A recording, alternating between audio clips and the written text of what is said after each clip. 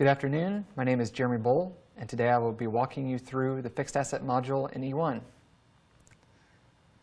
the first thing you want to do after logging into E1 is you want to come over here to the left side of the screen, click on OP Main Menu. Next, click on Inquiry Menu. Then click on Fixed Asset Inquiry.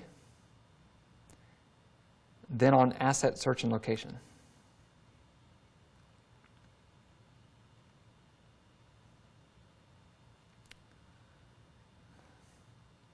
So on this screen, there's a lot of boxes that come up.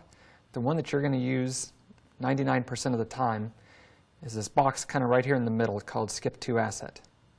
So you want to click in there and then type in your asset number.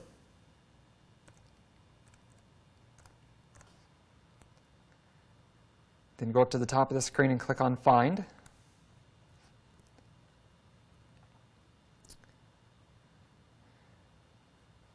So what it does is down here in the lower part of the screen is it pulls up the asset that I put in plus every asset number that comes after that. This can really help if you have large groups of assets. Like, for instance, IT does a lot of monitors, a lot of computers. The police department has a lot of weapons and bulletproof vests. So here you can see it gives a little bit of information about the item that I pulled up. It happens to be my monitor. And to see more detail on this, what you'll want to do is you'll want to check the box next to the line, then go up to the top of the screen, click on Select,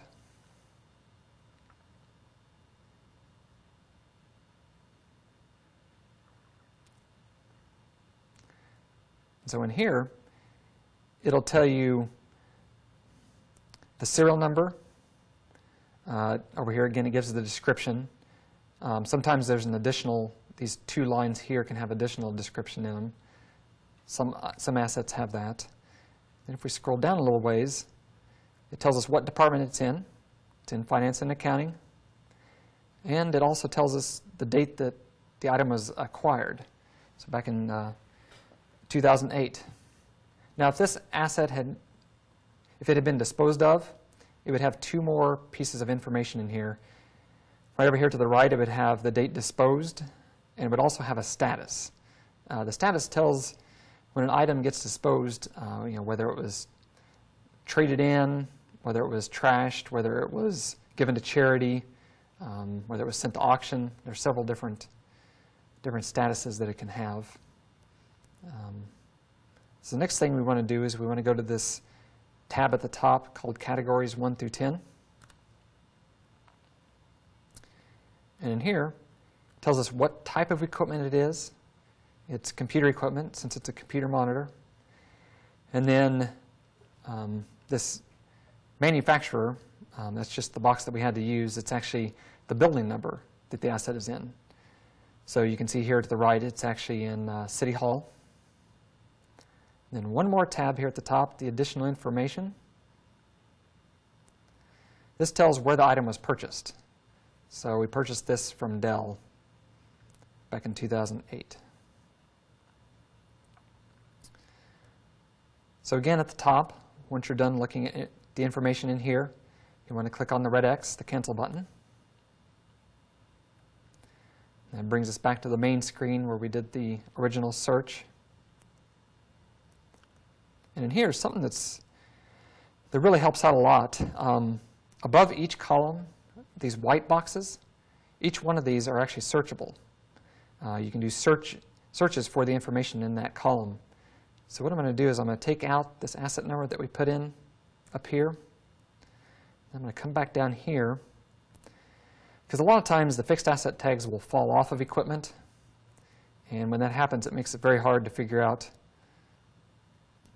exactly what item you're looking at. So what I've found out that's very helpful is above serial number, the serial numbers obviously don't fall off of equipment. So one thing I like to do in here is you want to put a star and then put in all or part of the serial number. So today I'm just going to put in some random numbers here, surrounded by another star. Then you'll want to go to the top of the screen you'll want to click on the Find button. So what this does is, since I surrounded this by stars, that's called a wildcard, and it's going to pull up any asset number in the city that has the number 1, 2, 3, 4 in it, whether it's at the beginning, in the middle, at the end, no matter where those numbers appear. But this at least only pulls up, out of all the city's assets, it only pulls up 5 records. So that kind of helps you eliminate the thousands and thousands of assets that we have in the city.